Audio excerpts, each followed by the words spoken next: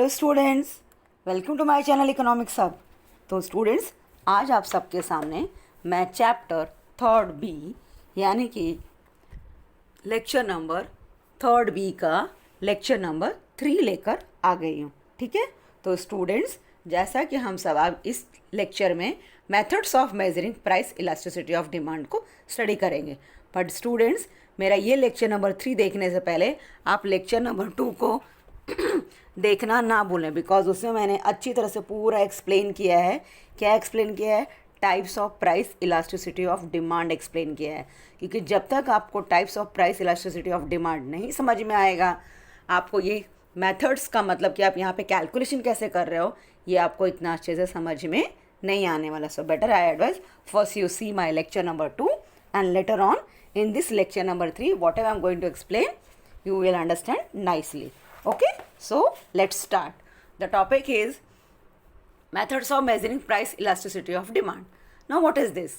In this method what we will do, जैसा कि सीधा लिखा हुआ है, here we will measure means we will calculate. What calculate? We will calculate price elasticity of demand. Students, you all are very well aware that कितने types हैं? There are 5 types. Okay, PPURR मैंने explain किया है। किस तरह से अच्छे से लर्न करके रखना है? PPUR, double PURR, price elasticity, price inelasticity, unitary elastic, relatively elastic, relatively inelastic. तो PPURR। तो there are total 5 types of price elasticity. अब यहाँ पे आपको इस पांचों को क्या करना है? कैलकुलेट करना है। The thing is that how, यहाँ पे डॉक्टर मार्शल ने ये जो मेथड दिया है, methods of measuring price elasticity of demand, तो उन्होंने यहाँ पे क्या किया है? उस सारे प्राइस इलास्टिसिटी को कैलकुलेट किया है। तो there are 3 methods of calculation. First है रेशियो और परसेंटेज मेथड, जो कि मैं अभी आपको बताने जा रही हूँ। सेकेंड रहेगा total expenditure method and third है पॉइंट मेथड और ज्योमेट्रिक मेथड। सो स्टूडेंट्स, ये जो there are 3 types of calculation दिया हुआ है, ये हमेशा एग्जाम में आंसर द फॉलोइंग में आता है, MCQs में आता है, डिस्टिंग्विश में आता है। Okay, so this point is very very IMP. So the first point is ratio और परसेंटेज मेथड। अब इसमें हम लोग कैलकुलेट करेंगे कि ये हमारा जो इलास्टिसिटी है वो कैलकुलेशन कैसे होता है। You know what is the meaning of elasticity? Elasticity is nothing, it is the responsiveness change, that is percentage wise change in demand due to change in the price or due to change in other factors.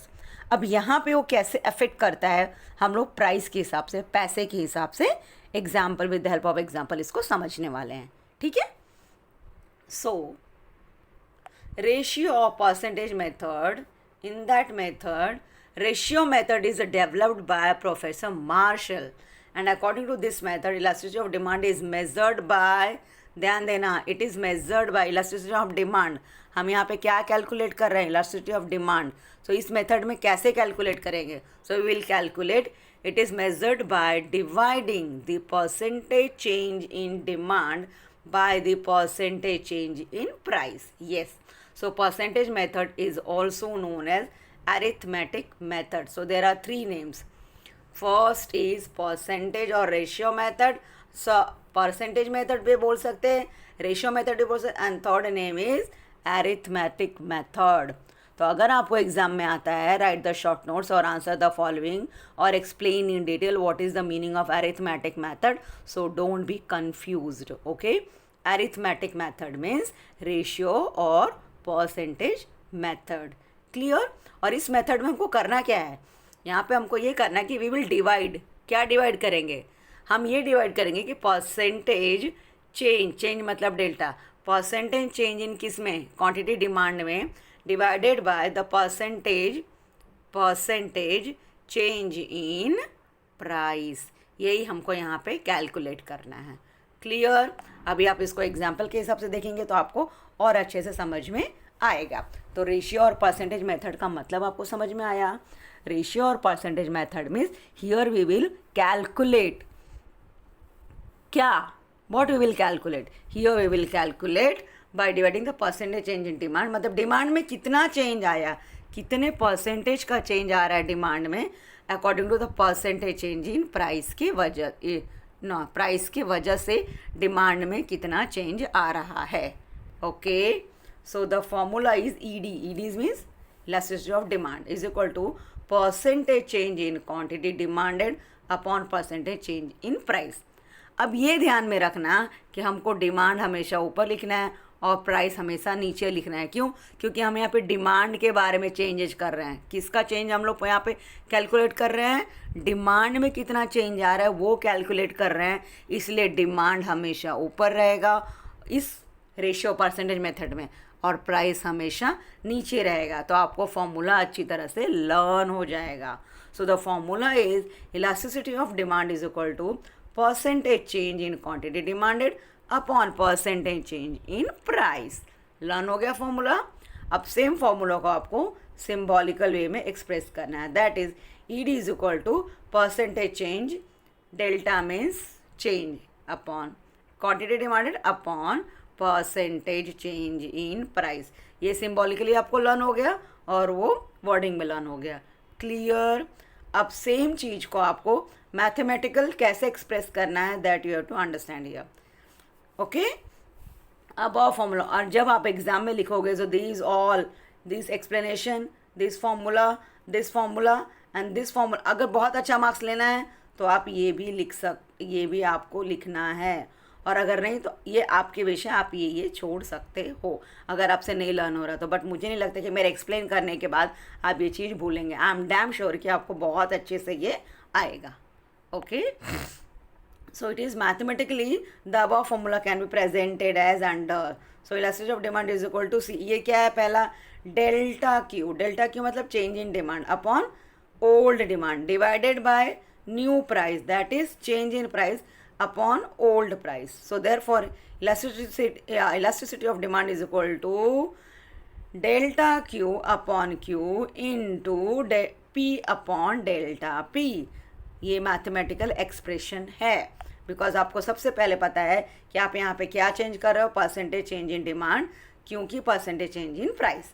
इसके लिए आपका ये formula है percentage change in demand due to percentage change in price. ये मतलब समझ में आया आपको?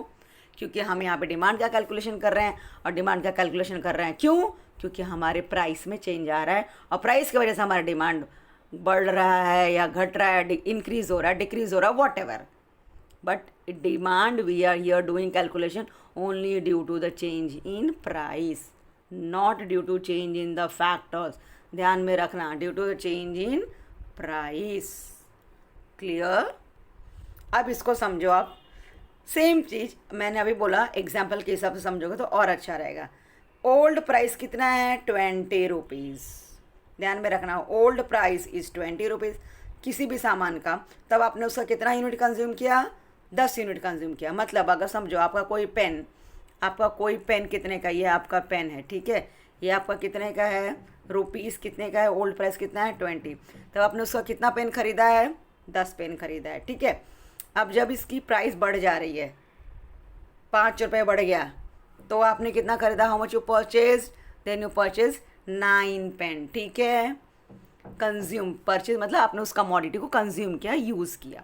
So when the price was 20, you are using 10 kg, and when the price is 25, you are using 9 kg. So you have to apply the formula that elasticity of demand is equal to delta Q upon Q into P upon delta P cross. Original, change, cross. Okay? After that, when you are going to learn that, then express it. Then original price 20, new price is 25. So price में कितने का difference है? These all you have to explain in written way. Then you are going to get the good mark. So price is 5 rupees. Means difference between the new and original price is of rupees 5. And then the original demand is 10 and the new demand is 9. So there is a difference of 1. Price 5 rupees का difference है and demand is 1 kg का difference है. Okay. So you have to apply the formula. Then according to the formula you have to write the numbers. And you got 10, 1 जा 10, 10 2 जा 20, 2 divided by 5, answer is 0.4. मतलब यहाँ पे आपका elasticity is less than 1. It means elasticity of demand is relatively inelastic. The elasticity of demand is what? It is relatively inelastic. Why? Because मैंने आपको starting में बताया था कि आपको लेक्चर नंबर 2 अच्छे से समझ में आना चाहिए. Why? Because there are total 5 types of price elasticity of demand, और ये 5 types here in these 3 methods you are going to understand. तो इस मेथड में आपने क्या समझा? इस मेथड में आपने समझा कि here the demand is relatively inelastic. Clear you all? चलो अब हम लोग चलते हैं सेकेंड पॉइंट की तरफ. That is total expenditure method. Now here what is the meaning of total expenditure? Expenditure का मतलब क्या होता है? खर्चा. तो यहाँ पे आप पहले में आपने किसके बारे में कैलकुलेशन किया? डिमांड के बारे में. क्यों? उस मेथड में रेशियो परसेंटेज मेथड या अरिथमेटिक मेथड में आपने किसके बारे में समझा? डिमांड कैसे चेंज हो रहा है due to change in the price, means percentage wise changes in the money. अब यहाँ पे आपको समझना है कि आपके एक्सपेंडिचर में, खर्चे में टोटल कितना चेंज आ रहा है. Okay, so in total expenditure method you are going to understand that what is the changes in what, in demand और एक्सपेंडिचर. भाई हम खर्चा करते हैं तो वो भी तो हमारा डिमांड ही होता है ना, कहीं ना कहीं पर होता तो हमारा खर्चा है ना. So here you will understand total expenditure method. What is the meaning of total expenditure method? So this method was developed by Professor Marshall. In this method, total amount of expenditure before and after the price change is compared. Here the total expenditure refers to before and after. Okay, before and after. यहाँ पे हमको price का calculation करना है, but हमने पहले कितना खर्चा किया था और बाद में कितना खर्चा किया था. महीने के फर्स्ट वीक में हम लोगों ने कितना खर्चा किया, लास्ट वीक में कितना खर्चा किया. टोटल खर्चा, total expenditure here we have to calculate. और पहले मेथड में हमने क्या किया था? In first method we did calculation of due how much there is a change in demand due to change in price. But here we are calculating how much there is a changes in our total expenditure, that is before and after the price change is compared. पहले price 20 रुपया था तो आपने कितना pen लिया, बाद में price 25 रुपया हो गया तो आपने कितना पेन लिया. आपका पूरा खर्चा कितना हो रहा है due to the change in price. what was your previous demand and due to the change in price what is your new demand. That is expenses. आपने कितना खर्चा किया अपने डिमांड के लिए. That all here in this method. In this method means in total expenditure method you are going to understand. Okay, so here the total expenditure refers to the product of a price and quantity demanded. क्या total expenditure क्या refer कर रहा है? Refer to the product of the price. Price का, product का price कितना है और अकॉर्डिंग टू दैट उसके हिसाब से हमारा डिमांड कितना हो रहा है. So total expenditure, the formula is total expenditure is equal to price into quantity demanded. What is the formula? You will apply ये filling the blanks में आता है. Total expenditure is equal to price into dash. So you have to write total expenditure is equal to price into quantity demanded. ये कोई भी formula कोई भी dash करके पूछ सकता है. तो ये formula आपको learn होना चाहिए. Okay? बिकॉज यहाँ पे हम सारा हमारा जो सारा डेली का जो रूटीन होता है वो पैसे पे ही डिपेंड होता है. अकॉर्डिंग टू द प्राइस हमारी डिमांड बढ़ती है, घटती है, खर्चा बढ़ता है, घटता है. Yes, so total expenditure is equal to price into quantity demanded. So Marshall has given the following 3 positions. First one is relatively elastic demand. Relatively elastic means ज़्यादा रिलेशन है बिकॉज वो इलास्टिसिटी है मीन्स मोर रिलेशन. येस और no. So here ED is equal to more than 1. So when with a given changes in the price of the commodity total outlay increases, elasticity of demand is greater than 1. मतलब आपका जो भी पैसे हैं, जो भी price है उसके हिसाब से अगर आपका पूरा आउटले मतलब क्या होता है? What is the meaning of outlay? Outlay means आपका एक्सपेंस. अगर what ever is the given price है उसके हिसाब से अगर आपका पूरा खर्चा ज़्यादा हो रहा है, total outlay, total expense is more, इसका मतलब योर डिमांड इज़ मोर. सीधी सी बात है ना. 20 रुपये का पेन ना 2 पेन मैं ले रहा हूँ तो खर्चा हुआ ना मेरा 40 रुपया, तो डिमांड ज़्यादा हुआ ना due to the price. So it is called मेरा डिमांड ज़्यादा हो गया. Means E D is equal to more than 1. खर्चा 40 रुपया हुआ है, एक्सपेंस ज़्यादा हुआ. Yes. Now, second is unitary elastic. Unitary means ED is equal to 1. यहाँ पे हम सब methods को समझने की कोशिश कर रहे हैं according to different method. There are only 5 types of price elasticity, but all these 5 types of price elasticity is calculated in different way. Okay? So अब unitary elastic where it is equal to 1. So when price falls or rises, total outlay का मतलब expense. Outlay means आपका total expense. Total outlay does not change or remains constant, then elasticity of demand is equal to 1. तो total expense में here आपको Marshall ने 3 explanation दिया है. He has given the 3 explanation. One is ED is equal to more than 1, next one is ED is equal to 1 and another one is ed is equal to less than 1. And all the 3 methods we are going to understand with the help of total expenditure method. Okay? So अभी हम लोग कौन सा समझ रहे हैं? हम लोग समझ रहे हैं यूनिटरी इलास्टिक मेथड जहाँ पे ed is equal to 1 है. वाई? बिकॉज यहाँ पे अगर प्राइस फॉल्स हो रहा है या राइज हो रहा है तो उसके हिसाब से हमारा टोटल आउटले में कोई चेंजेस नहीं आ रहा है, या तो कांस्टेंट है या तो वो नो चेंज है. Okay, it is called unitary elastic demand means ED is equal to 1. समझ में आया? नाउ थर्ड इज ये this one is relatively inelastic demand means your ED is equal to less than 1. So how ED is equal to less than 1 कैसे उन्होंने explain किया है? So when with a given change in price of the commodity, total outlay decreases. मतलब अगर आपके price के वजह से आपका टोटल जो एक्सपेंस है, टोटल जो खर्चा है, आउटले है, वो क्या हो रहा है? कम हो रहा है, डिक्रीज हो रहा है. डिक्रीज हो रहा है मतलब हमारा डिमांड क्या है? इन इलास्टिक है, लेस रिलेटेड है, परसेंटेज वाइज कम चेंजेस आ रहा है. Okay, so elastic of demand is less than 1. Clear? And this all 3 you are going to understand with the help of the following table. Clear? So total outlay method. Now try to understand all these 3 method. पहला, जब mister A, ये है mister A, mister B, mister C. Okay, तो पहले mister A ने क्या खरीदा? जब किसी भी प्राइस, कोई भी सामान का प्राइस कितना है? 10 रुपये है. किसी भी सामान का प्राइस कितना है? 10 रुपीज़ है. तो उन्होंने कितना सामान यूज़ किया उसका? 6 kg. तो कितना खर्चा हुआ उनका? 60 kg.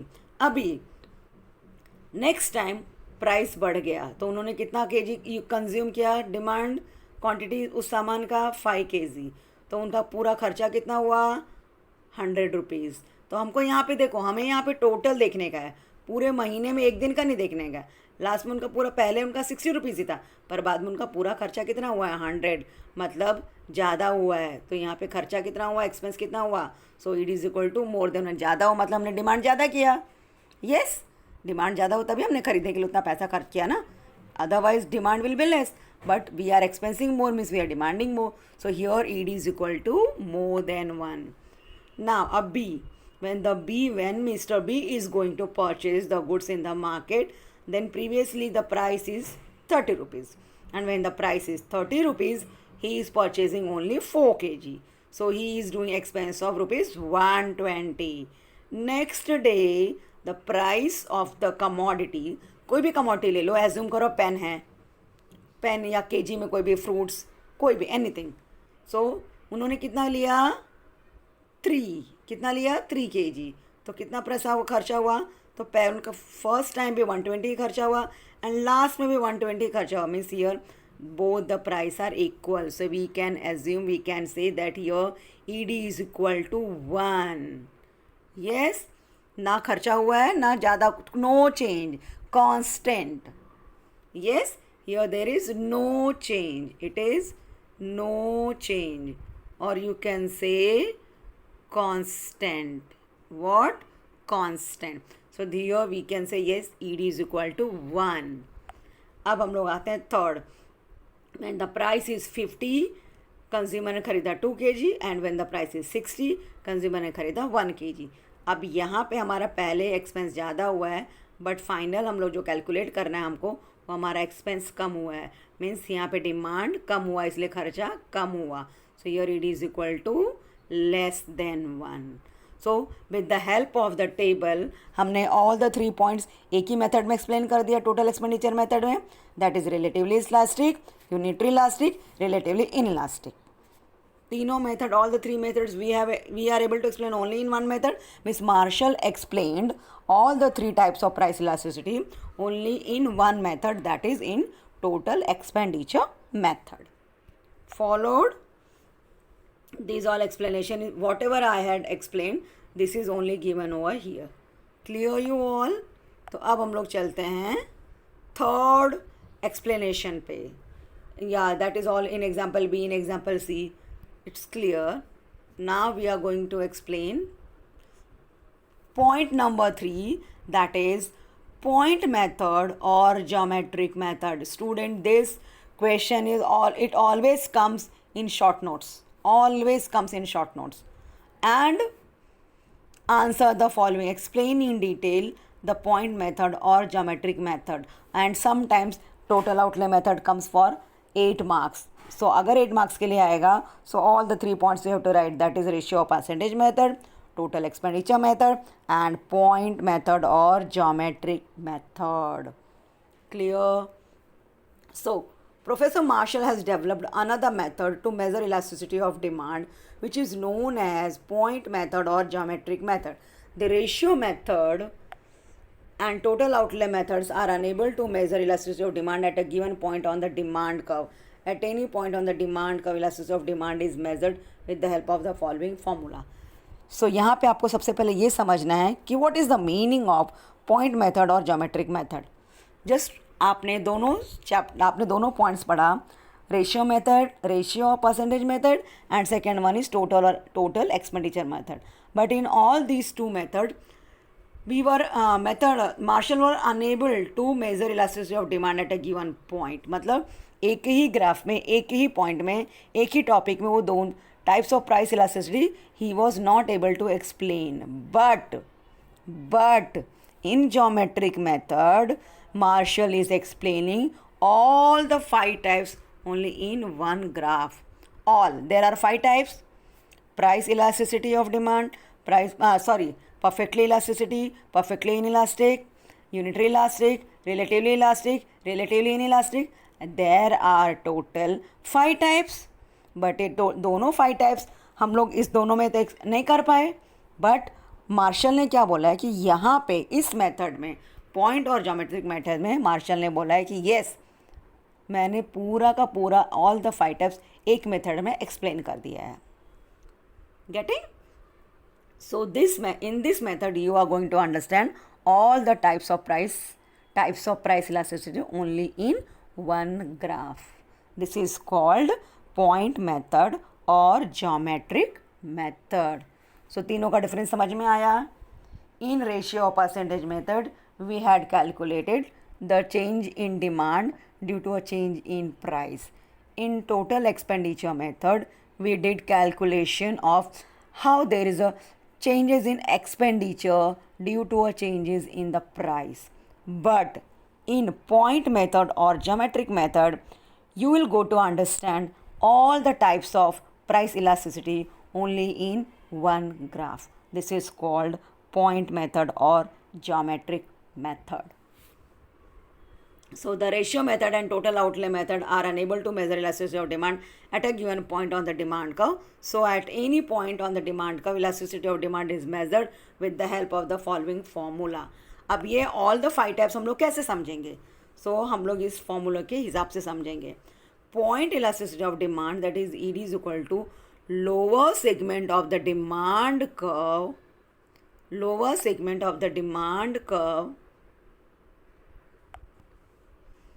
below a given point L upon upper segment of the demand curve above a given point, that is L upon U. तो यहाँ का ये फॉर्मूला थोड़ा उल्टा जा रहा है. पहले L है, बाद में U है. पर फॉर्मूला कैसे लर्न करना है, फॉर्मूला कैसे दिमाग में बिठाना है, that is ED, point elasticity of demand equal to lower segment, मतलब नीचे वाला पार्ट किसका, डिमांड कर्व का. नीचे वाला पार्ट किसका, डिमांड कर्व का. कहाँ पे, गिवन पॉइंट पे. कहाँ पे, नीचे दिया हुआ, below a given point. Upon upper segment, ऊपर वाला पार्ट किसका, डिमांड का होगा, कहाँ पे, अबव अ गिवन पॉइंट। तो इस तरह से आपको ये फॉर्मूला बहुत जल्दी लर्न हो जाएगा अगर इस तरह के कॉन्सेप्ट, ये एक अरेंजमेंट मैं दे रही हूँ। क्यों? बिकॉज यू पीपल एक बार लर्न करते हो ना विदाउट अंडरस्टैंडिंग तो उसको भूल जाते हो, तो किसी लिंक के थ्रू लर्न करोगे ना तो भूलोगे नहीं, you will not forget. So how will learn? Lower segment, ये आपका डिमांड का यूजुअली ऐसे हम लोग ग्राफ बना के डिमांड कब करते हैं, डिमांड को हम ऐसे करते हैं, ये हमारा एक्स रहता है, ये हमारा वाई रहता है।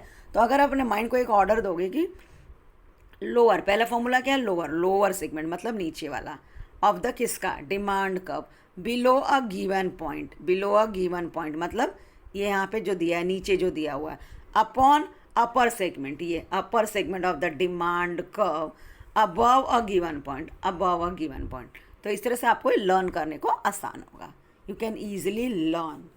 So demand curve may be either linear or non-linear. So with the help of point method, हम लोग all the 5 types of price elasticity here we are going to understand with the help of 2 points. That is, first is linear and second one is non-linear. What is the meaning of linear? Linear method हमेशा आता है। Linear का मतलब क्या? Means straight line. Okay? So when the demand curve is linear, that is a straight line, we extend the demand curve to meet the y-axis at A, and x-axis at B. So price elasticity of demand at x-axis is 0, and y-axis is infinite. So elasticity of demand will be different at each point. Okay अब students यहाँ पे ये समझो, यहाँ पे martial ने क्या किया है, ऐसे एक ग्राफ बनाया है, यहाँ पे ये y बनाया है, यहाँ पे x बनाया है, यहाँ पे इसको 0 दिया, ये डिमांड को a और b नाम दे दिया, और ऑल द 5 टाइप्स 1 2 3 4 5, कितने टाइप्स हैं प्राइस इलास्टिसिटी के, there are total 5 types. All the 5 types को क्या किया है मार्शल ने, एज्यूम किया है। व्हाट एज्यूम मतलब क्या होता है, what is the meaning of assumption, मतलब हम उसको मान कर चलते हैं, एज्यूम करते हैं कि नहीं ऐसा ही होगा। ओके तो यहाँ पर उन्होंने एज्यूम किया और with the help of assumption उन्होंने ऑल द 5 पॉइंट्स एक ही ग्राफ पे एक्सप्लेन कर दिया है। ओके तो चलो हम लोग यहाँ पे अभी एज्यूम करते हैं कि उन्होंने क्या करके स्टार्ट किया है। तो with the help of linear demand curve, आपका ये है पॉइंट मेथड और linear demand curve. So this is your graph. आप जरूरी नहीं कि पीपी ही लिखो, ए बी कुछ भी नाम डाल सकते हो, but if you will write A here and B here and PP, so it will be very easy for you for the exam point of view. सो जैसा ग्राफ में एग्जाम में जो भी दिया है टेक्स्ट बुक में, अगर आप ये प्रीफर करेंगे तो इट्स नो इशू। कोई स्टूडेंट्स अलग नाम भी देते हैं, रॉन्ग नहीं होता है, बट जो एग्जाम के टेक्स्ट बुक में जो पॉइंट्स हैं अगर वो आप रेफर करोगे तो इट इज़ मोर गुड। अब यहाँ पे इस डायग्राम को समझो, आपने ड्रॉ कर दिया diagram, Y axis X axis, okay, and Y पे आपने डिमांड का ड्रॉ कर दिया, ऊपर वाले को आपने दिया नाम ए, नीचे वाले को आपने दिया बी, और बीच में आपने एक यहाँ पे क्या है, this is your price, this is your price, and here आपने एज्यूम किया E D is equal to infinite, E D is equal to more than 1, E D is equal to 1, E D is equal to less than 1, and it is equal to 0, means 1 2 3 4 5, all the 5 points you are explaining only on one demand curve. How? So again see, let us assume that AB is a demand curve and its length is 8 centimeter.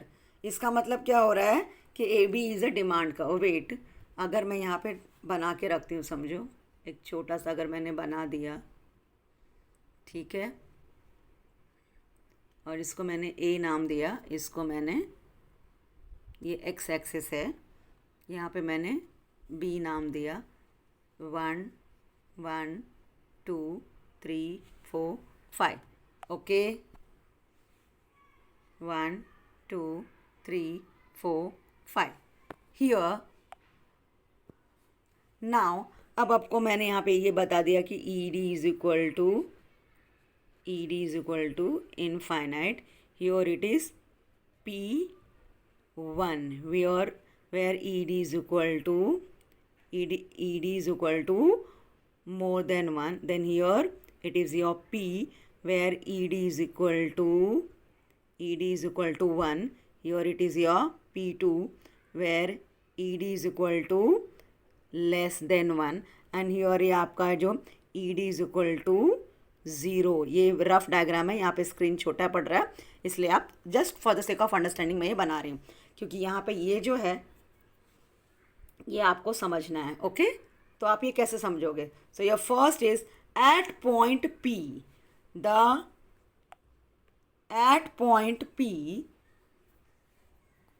the point elasticity is measured as. अब हमने assume किया है eight point P. हमारा P कहाँ है? हमारा P है यहाँ एट पॉइंट P. ठीक है, हमारा P है यहाँ पे. ठीक है, तो यहाँ पे हमने क्या किया है, P इज इक्वल टू, हमने एज्यूम किया कि P is equal to PB upon PA. P is equal to PB upon PA. क्यों किया PB अपॉन PA? बिकॉज हमारा फॉर्मूला है that lower segment of the demand curve below a given point upon upper segment of the demand curve above a given point. ठीक है, तो P मतलब हमारा ये P है और P के साथ हम किसको ले रहे हैं? लोअर सेगमेंट को. मतलब हम किसको लेंगे? B को लेंगे. ठीक है, बाद में हम P के साथ किसको ले रहे हैं? अपर सेगमेंट को. मतलब हम किसको लेंगे? A को लेंगे. तो हमने ये जो 4/4 है ये हम लोग खुद से लेंगे. क्यों? क्योंकि हमको ये दिखाना है कि P इज इक्वल टू 1. यहाँ पे क्या दिखाना है? Elasticity of demand is measured as 1. So 4/4 is equal to 1. मतलब आपका पहला case ED is equal to 1. मतलब ये आपका सॉल्व हो गया. ED इज इक्वल टू 1 एक ही ग्राफ पे. अब हम लोग चलते हैं दूसरे की तरफ. दूसरे के तरफ का मतलब अब आप ये ले लो एट पॉइंट P1. हमारा ये रहा P1. At point P1 the point elasticity is measured as P1. P1 के साथ भी हम पहले लोअर लेंगे तो P1B अपॉन P1A. अब ये आपको जो प्राइस है 2/6, इसमें आपका क्या है? 2 है और ये, तो आपका आंसर कितना आ रहा है? 0.33. तो आपने क्या यहाँ पे प्रूफ किया? मीन्स इलास्टिसिटी आपका कितना हो रहा है? ज़्यादा हो रहा है. ED is equal to more than 1. मतलब प्राइस आपका कम है और इसकी वजह से आपका डिमांड ज़्यादा हो रहा है. तो प्राइस ज़्यादा है, इसकी वजह से आपका डिमांड कम हो रहा है. तो here ED is equal to less than 1. ED is equal to less than 1. अब ये कंडीशन भी आपका यहाँ पे सॉल्व हो गया. ठीक है, अब आता है आपका P2. P2 is equal to P2B. हमेशा जो भी आप P लोगे आपको लोअर सेगमेंट लेना ही है. P2B upon P2A. यहाँ पे आपने नंबर ले लिया खुद से 6/2. आपका आंसर आया 3. मतलब at point P2 demand is relatively elastic. मतलब यहाँ पे आपका डिमांड ज़्यादा हो रहा है. ED is equal to more than 1. मतलब प्राइस कम है इसलिए डिमांड आपका क्या हुआ? ज़्यादा हुआ. तीनों पॉइंट हमने सॉल्व कर लिया. अब आते हैं हम नंबर 4 पे. At point A the point elasticity is infinite.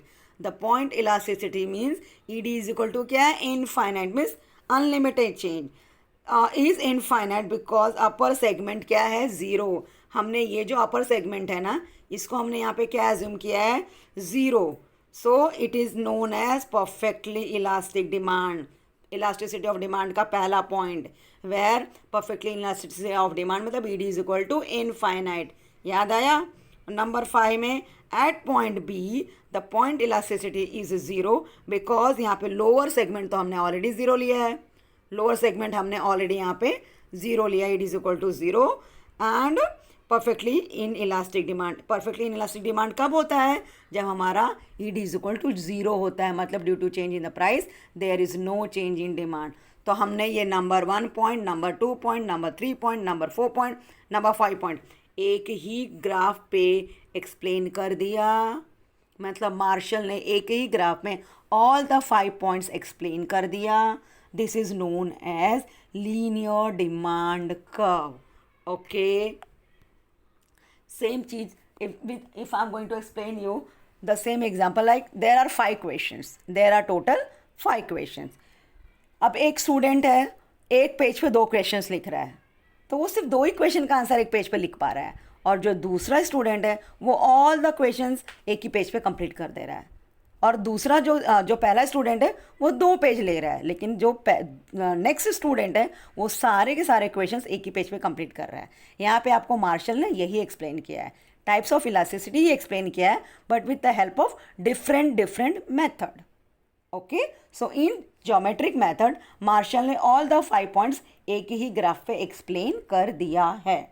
So first is linear demand curve and second आपका आता है non linear demand curve. In non linear demand curve में भी हम लोग सेम चीज़ एक्सप्लेन करेंगे एक ही ग्राफ पे। यहाँ पे भी सेम चीज़ एक्सप्लेन किया है एक ही ग्राफ पे, because here we are assuming. Okay, so when the demand curve is non linear का मतलब कॉन्वेक्स टू ओरिजिन, कॉन्वेक्स मतलब समथिंग ऐसे curve type. Okay, to measure price elasticity of demand we have to draw a tangent A B.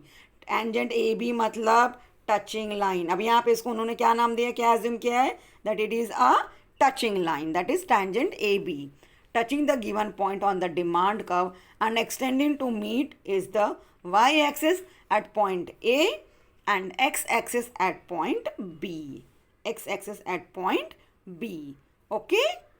So again, so same formula तुमको यहाँ पे learn करना है. ED is equal to lower segment of the tangent below a given point upon upper segment of the tangent above a given point.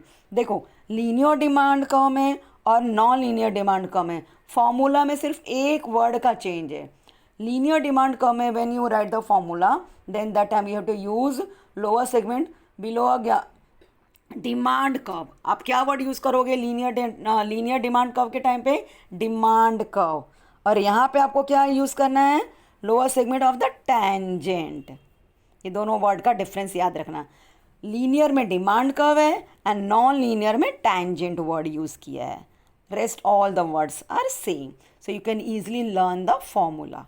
Okay, so here lower segment of the tangent below a given point upon upper segment of the tangent above a given point, that is L upon U. So first is ED is equal to 1, second is ED is equal to more than 1 and third is ED is equal to less than 1. सारे के सारे points एक ही method पे एक ही graph पे explain हो गया. That is point method means non linear demand curve. The meaning is that Marshall explained all the types of 5 types of price elasticity only in one demand curve. Okay, and this is known as point or geometric method. Total there are 3 methods, but तीनों का method का calculation अलग अलग है. But क्या calculate करना है वो आपको समझ में आया इन दिस मेथड. यस, तो स्टूडेंट्स इसके साथ आप इस लेक्चर को एंड कर रही हूँ. अगर आपको ये मेरा वीडियो पसंद आया तो आप इसे लाइक करें और चैनल को सब्सक्राइब करें. मिलते हैं नेक्स्ट लेक्चर में. Bye bye.